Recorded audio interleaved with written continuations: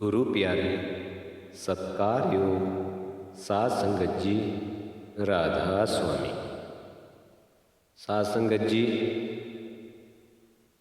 आज आपको भजन सिमरन कैसे करना है उसके बारे में थोड़ी बात करेंगे।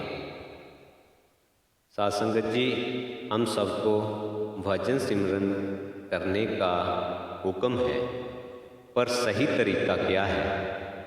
बाबा जी नामदान के वक़्त सही तरीका समझाते हैं।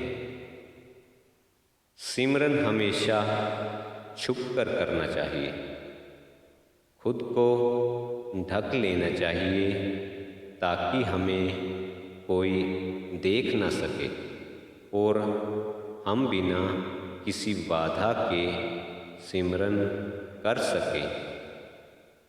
साध संगत जी, अगर हम बिना ढके सिमरन करेंगे तो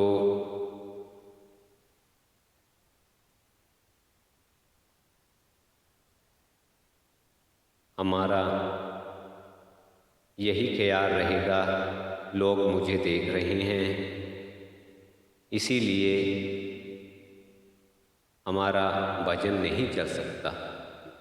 इसीलिए सिमरन में हमेशा अपने आप को ढकने के लिए कहा है।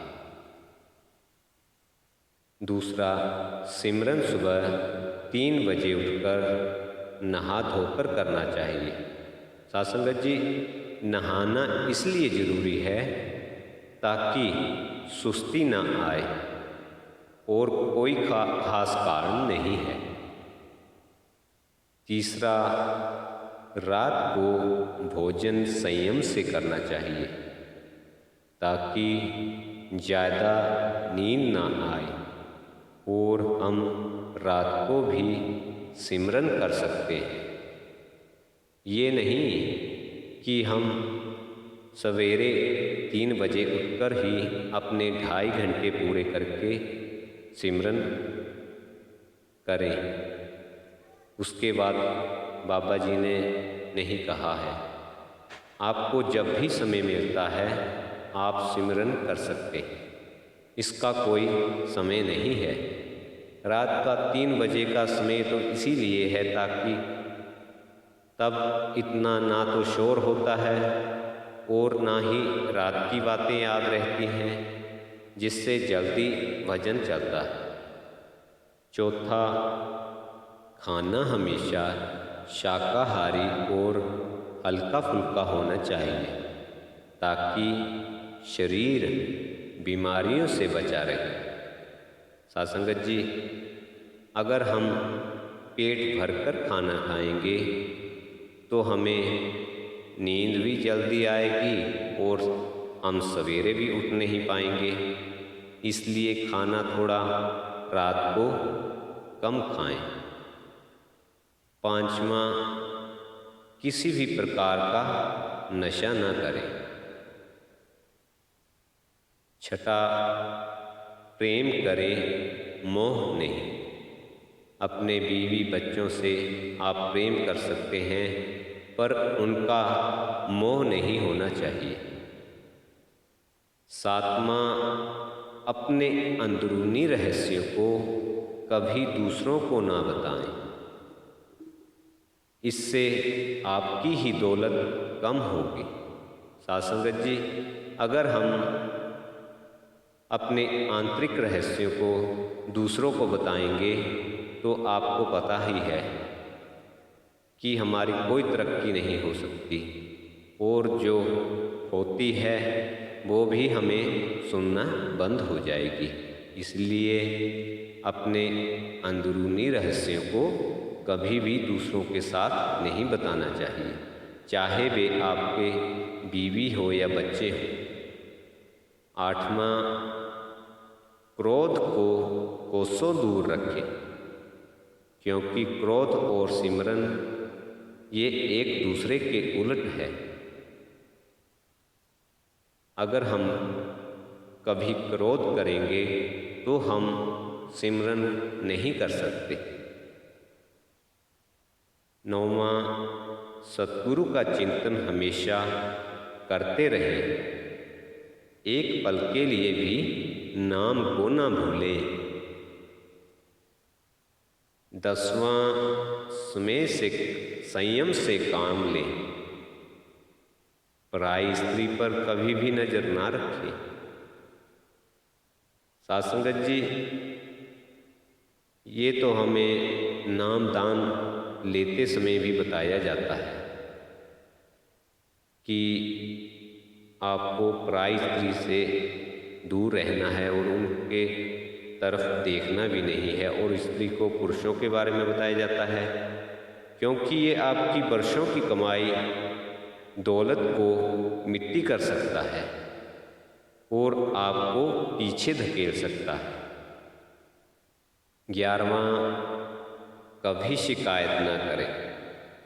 जो मिल रहा है या मिलेगा सब आपको आपके कर्मों का नतीजा है, और किए हुए कर्मों से तो भगवान भी नहीं बच सकते। इसीलिए विवेक से काम लें।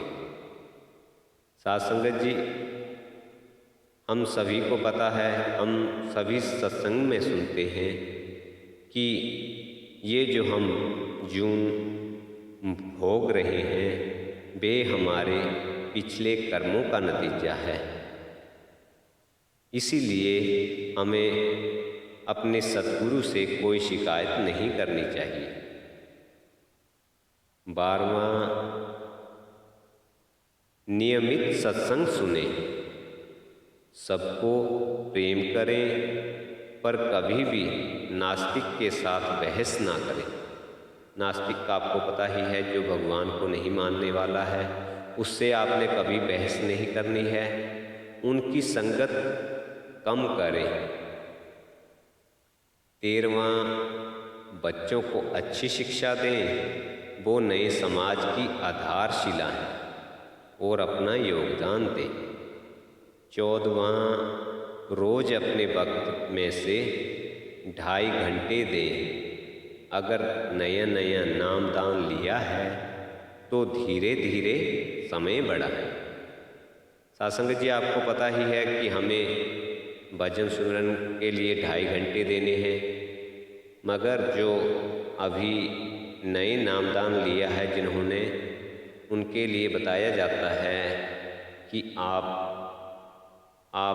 धीरे धीरे अपना समय बढ़ा सकते हैं, क्योंकि कोई भी काम जो है एकदम नहीं होता। 5-5, 10-10 मिनट रोज के बढ़ाएंगे तो अपने आप ही 2.5 घंटे पूरे हो सकते हैं। 15वां, रोज रात को खुद से पूछें कि आज आपने क्या अच्छा काम किया।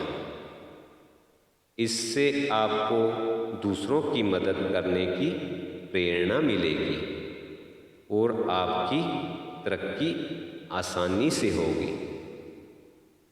साध संगत जी, हमें होना चाहिए, अगर हमने नामदान लिया है, सत्संग जाते हैं, सतगुरु के रास्ते पर चलते हैं, तो हमें चाहिए कि दिन में ना हो तो 2 दिन में, 3 दिन में तो एक काम अच्छा करना चाहिए। किसी की सहायता करें, पैसे से नहीं हो सकती तो किसी का आप सहारा बने, यानी कोई ना कोई, या आप घर में नहीं कर सकते, सेंटर में आप सेवा कर सकते हैं। आपसे ये नहीं कि सहायता ही करनी है, अगर सहायता नहीं कर सकते तो आप सेवा भी कर सकते हैं। अगर आपके पास पैसा नहीं है तो आप सेंटर में भी सेवा कर सकते हैं, तभी आपकी तरक्की हो सकती है। आपको पता ही होगा, जब इंदिरा गांधी ने बाबा चरण सिंह जी से नामदान मांगा था, तो उन्होंने कहा था कि पहले आप सेवा करो, तभी आपको नामदान मिल सकता है। तो उन्होंने अपने साड़ी के पल्लू से मिट्टी की सेवा की थी। तो बिना सेवा के हमारी तरक्की नहीं होती। और साथ संगत जी, अगर हम इन 15 नियमों का पालन करते हैं तो हमारा परमात्मा हमसे दूर नहीं, फिर हमारी जिंदगी से कोई शिकायत नहीं रहेगी।